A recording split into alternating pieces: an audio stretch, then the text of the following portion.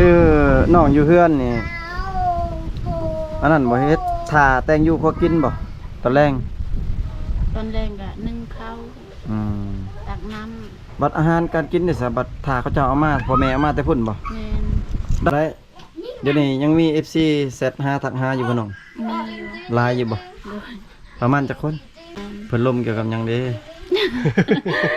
เพิ่นล่มเรื่องไงส่วนหลายมีแต่ถามว่าน้องมีลูกแล้วบ่ลูกให้สิหับเลี้ยงซอยได้หัวมดคนก็หัวเบิดพี่น้อง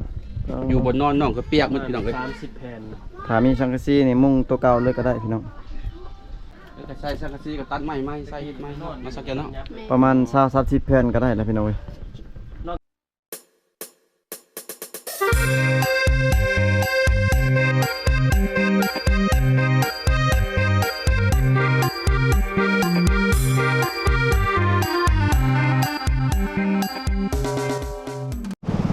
สบายดีพ่อแม่พี่น้อง FC ฝั่งลาวฝั่งไทยพี่น้องเว้ยกายินดีต้อนรับ FC เข้าสู่2บ่าวผู้ไทยคือเก่านะพี่น้องเนาะมื้อนี้แม่นเดินทางไปหาน้องสาวแก้วพี่น้องเว้ยเพราะว่าทีมงานเฮากำลังเดินทางไปพี่น้องเว้ยน้ำกระท่วมทางอยู่พี่น้องพอดีมาเจอเขาเจ้าล่างหน่อไม้อยู่พี่น้องเว้ยเป็นล่างหน่อไม้อยู่นี่เนาะตัวบ่ไกลเพิ่นใกล้เลยเพิ่นเนาะสบายดีเด้อพี่น้องสวรรค์หน่อไม้งามเนาะโอ้พี่น้องเว้ยเจ้าหาหน่อไม้งามพี่น้อง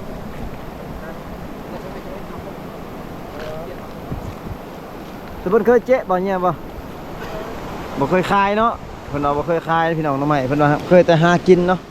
หาเมื่อสู่เฮือนสู่ซ่านพี่น้องเว้ยเพิ่นบ่เคยคายเนาะก็ทีมงานก็สิเดินทางต่อไปพี่น้องเว้ยสิข้ามทางนี่ล่ะสิข้ามน้ำนี่บ่ฮู้ว่าสิข้ามได้หรือบ่พี่น้องเส้นทางนี้เนาะน้ำแห้งกันเลย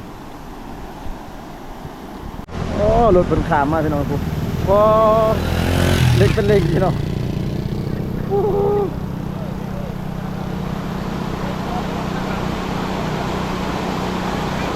ครับมาเลยพี่น้องเอ้ยโอ้ทีมงานโอ้คักสุดยอดมื้อนี้มาอยู่ที่เฮือนของน้องสาวแก้วพี่น้องที่ว่าสาวมือ2เนาะที่ว่าเลี้ยงลูกน้อยพี่น้องเอ้ยอยู่ในเฮือนในซ่านนี่แหละอยู่กับพ่อกับแม่พี่น้องเอ้ยเดี๋ยวทางทีมงานเฮาสิขึ้นไปอยู่ถึงเฮือนของน้องสาวแก้วพี่น้องเอ้ยน้องเพิ่นจักเพิ่นเฮ็ดพี่จังทีมงานเฮาก็นั่งจะโลจะเล่อยู่พี่น้องเฮ็ดคือคนแบบบ่ฮู้ทางไปแล้วเห็นน้องเพิ่นล้างถ้วยล้างหยังพี่น้องอยู่ทางเฮือนขออนุญาตขึ้นเด้อพ่อพี่น้องขึ้นได้ติน้องแก้วได้ยันว่าขึ้นมาเท่านี้ขึ้นว่าต้องมีแนวเฮ็ดข้างในตัวพี่น้องเฮ็ดหยังเนาะล้างถ้วยมันเป็นยังคือล้างถ้วยเปื้อนบ่ด้วยล้างถ้วยพี่น้องเอาลูกนอนบ่คือได้ล้างถ้วยล้างพวงอยู่น้ำร้านโอ้เป็นแม่ซีเพื่อนพี่น้องล้างถ้วยล้างบวงพี่น้องพ่อแม่ไปใช้เบิดเอาให้งานเขาเอาแห้งยังเสียหยาให้บ่รู้ว่าดำนาแปลว่ายังบ่แล้วดำนายังแล้วดำนาโดยสุน้องยังบ่ได้ดำบ่ยังแล้วพ่อแม่ไปเอาแห้งเขาก่อนโดยในบ้านแล้วเขามาซอยคือโอ้วิวทางหลังงามพี่เด้อพี่น้องเอ้ยเป็นผู้ครับอยู่บ่แม่โอ้หัวอยู่เนาะคือเห็นน้องถ่ายลงเนาะมันแม่นบ่ถ่ายลงหัวมดคนก็หัวเบิดพี่น้องอยู่บนนอนน้องก็เปียกหมดพี่น้องเลย30แผ่นถ้ามีสังกะสีนี่มุงตัวเก่าเลยก็ได้พี่น้องหรือว่าใช้ไม้ใหม่นะขึ้นแต่ไม่หายากแล้วไม้เสมอนี่มันไม้กลมนี่มีอยู่สิไม้ต้องเอาไม้กลมแล้วใส่ถ้าเอาไม้เก่านี่บ่ได้มันโดกมันเลยน้องเนาะต้องเปลี่ยนไม้เนาะมันโดกมันเลยพี่น้องเอ้ยทางก็ใส่สังกะสีก็ตัดไม้ใส่เฮ็ดไม้มาสักแกเนาะประมาณ20-30แผ่นก็ได้แล้วพี่น้องเอ้ยน้องกินข้าวเที่ยงเลยยังกินข้าวเที่ยงก็มาแต่รวมกันรวมกันยังน้องเขาอยากจะชาญฮักเด้อพี่น้องเขารวมกันแบบผู้ใดมีดินบนแคมทางนะถึกบริษัทแม่นถึกบริษัทเขาเสียอย่างบ่เขา สิเอาเงินให้บ่จัก จักแหละแต่ว่าน้องบ่มี น้องบ่มีดินเฮือน แม่นมีแต่คำน้ำเสพุ่น อืม น้องฝากเซ่บ่เนาะ เข้าในน้องยันน้องฮ้อนน้องสิเอาอันนั้นบ่สิเอาลงให้สุอากิน แม่น โอ้ ตำถาดได้ ส้มยังอันน่ะ สมมักแตงน้อย ตำบักแตง โดย ตำส้ม แม่น ตำกินเองบ่ได้ตำให้ช่วยมากิน ตำถาดจุอ้ายกินมา น้องเกียม เออ ชูอ้ายกินเข้าไป เฉพาะเพิ่นล้างถ้วยล้างหยังพี่น้องเอ้ย ตำส้มมากแตงหน่อย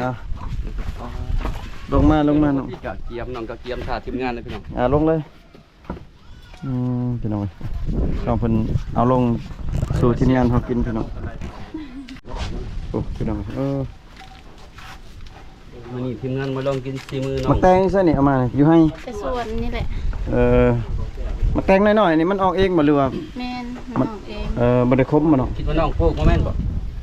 บ่มีแต่มักแตงกว่า เออ แต่เพิ่นก็แม่นจะเป็นลูกเพิ่นนอนเนาะลูกน้องแก้ว ลูกชายบ่ลูก หมอขี้ดื้อนะหมอนี่ติหมอขี้ดื้อ เบาไก่เพิ่นไปกล้วยลูกพี่น้อง ลูกชาย อันนี้แม่นบ่แม่น ซีมือน้อง บ่แม่นกินข้าวเด้อพี่น้องอันนี้กินส้มเพิ่นเนาะแม่นบ่เนาะ แม่น กินส้มตำมักแตงเนาะ หรือว่าตำหมักแตง เป็นไรแซ่บอยู่บ่คือว่าเจ้าถนัดจังกัน บักแตงนี่สมเนาะเนาะ ใส่มะขามแหน่ แซ่บที่สุดนี่บ่ แซ่บเด้อ อ๋อเอาแม่บ่าวผู้ชายเว้าเบิ่ง เอาไว้ค่อย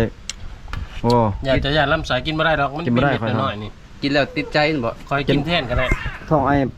ลำไส้บ่ดี บ่เทนมากสิลองชิมเบิ่งลอง เพ ชิม ราะว่า มือ กิน น้องสาวแก้ว มื้อวานนี่กินอันตำมะขามอยู่นะโอ้ พี่น้องเอ้ย นอนจะบ่จะได้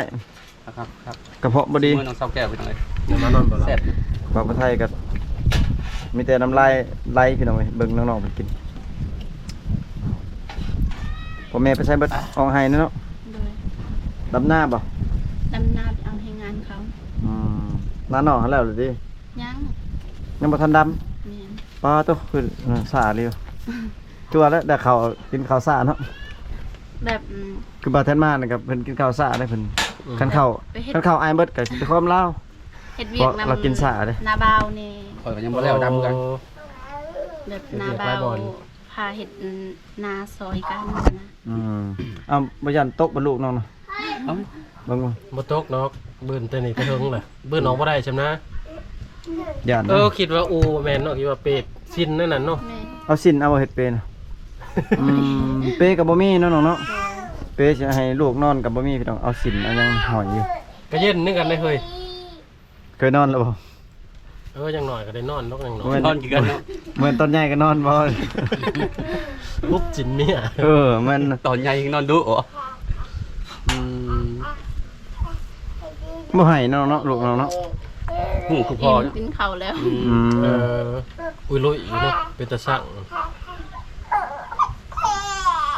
เนี่ย คิดถอดยอง มันน่ะหยอกเด้ พวกเล็กน้อยเอาเล็กน้อย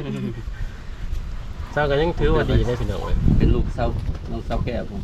น้อยๆ คือตัวเพื่อนน้องนะเฮ็ดน้องท้ายลงมาเนี่ยเวลาฝนตกนี่น้องไปนอนอยู่ใช่ ไปนอนข้างๆอ้าย ยับเข้าไปในอีก โดย เปียกแห้งบ่เนาะเปียกเบิดเลยบ่ แม่น แล้วยายออกเลยที่ไอ้น้องนะ อ้ายก็ ลงเพื่อนตั้ง ลงนะ ลงแล้วบ่ ลงกินยังบ่ได้ขึ้นเรือนใหม่นี่บ่ได้กินยังบ่ขึ้นซื่อๆขึ้นเลย แบบคันว่าเราบอกพ่อแม่ค่อยก็ให้หมูตัวหนึงแต่ว่าเราบ่ได้บอก เราบอกเลยถือเครื่องขึ้นไปเลย แม่ มีแต่เด็กเนาะ แม่ค่อยจับไก่แล้วก็ให้แบบว่าจำ จำบ่ย้อนจิตจันใส่เนาะ โดย จักจะได้เนาะ แบบอายค่อยให้จำตั้งแต่4 โมง 4 โมงเช้า แม่นแล้วก็แบบคันแบบคนแถวบ้านค่อยคันว่า เวลาลงต่างเฮือนกับพ่อแม่มีแต่ประมาณ5 โมงเขาจำแต่ว่า ให้มันแจ้งก่อนเนาะ โดยอายค่อยให้ จำแต่4 โมง ให้พ่อค่อยจำตั้งแต่4 โมง บอก ก็จำแต่4 โมงเลย โดย ให้กินได้อ้ายยังให้พวกเจ้าบ่นี่นะแต่ว่าเห็น บ่ฮู้คือกันว่าเราสิหายหรือบ่หายก็บ่ฮู้ ยันว่าผิดเทียงกันบ่แม่นเนาะ บ่ บ่ได้ผิดแต่ว่ามีแต่เขาเพิ่นลงเรือน ลงกันต่าง อาจจะแม่นหลายคนอยู่แล้วก็ยันมันยากเนาะ เพราะว่า10ปลายคนเนาะครอบครัวน้องเนาะ แยกเฮือนลงอยู่ก็ดีคือกันพี่น้อง 15หรือ16บ่ 16คน 16คนเนาะ 16คน ในเฮือน บาดโดนลงนั่นนี่เหลือจักคนบัดนี้ ยัง10 ยัง ยัง10 6คนลงไปแล้วพี่น้องเอ้ย โอ้แสดงว่าลูกอายของน้องน่ะ4คนพู้ แม่น ลูกผู้ลงในลูกยังฮะ4คนลูกเมียเก่าบ่ลุมอ้าย เมียใหม่ เมียใหม่ให้4คนเลย เมียเก่าแน่แต่ว่าเมียลูกเมียเก่าแล้วก็ไปอยู่นำแม่แล้ว อืม แบบคันเวลาเฮ็ดเวียกเฮ็ดงานก็เรามาอยู่นำจุคอยพี่ อืม ลูกเมียเก่าฮะ โดย เอาบ่ได้เมื่ออยู่นำแม่เนาะ คันว่าบ่มีงานก็แบบว่าอยู่เพื่อนคอยก็บ่ได้เฮ็ดงานหยังเราก็ไปอยู่นำแม่ เออ อืมกินไหมน้องตามเลย กินไหม กิ กิ น น เด้ เด้ อ อ กินเด้อว่า กินไหมทีมงานกินไหม ใส่ประเดกเฮ็ดเองมันบ่แซ่บ แซ่บ ค นะ รับกินได้ กระแซ่บ กระแซ่บแล้วปะเนี่ย ปลาแดกปลาแก้วอันติ มันนัว กินก็แซ่บกินแล้ว แซ่บนะ จนบ่อยากเมื่อบ่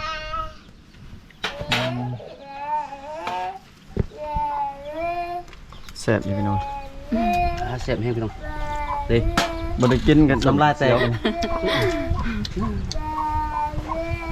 บ่าวผู้ไทยคล่ำพี่น้องเอ้ยแล้วเป็นขี้กาก น้ำลายแตกน้ำลายแตกอีกกินบ่ได้ น้องกินข้าวเที่ยงแล้ว เป่ายอกกันชื่อพี่น้อง ยังบ่ได้กิน อย่าไปกินข้าวบ่น้อง ยัง อย่าไปกินข้าวเช้า เช้ากินแล้ว ยังแต่เที่ยง กินจักโมงถึงเที่ยงบ่ายโมงพุ่นบ่ มึ สอง ง สาม เทื่ โม อง ก็1 โมง อืม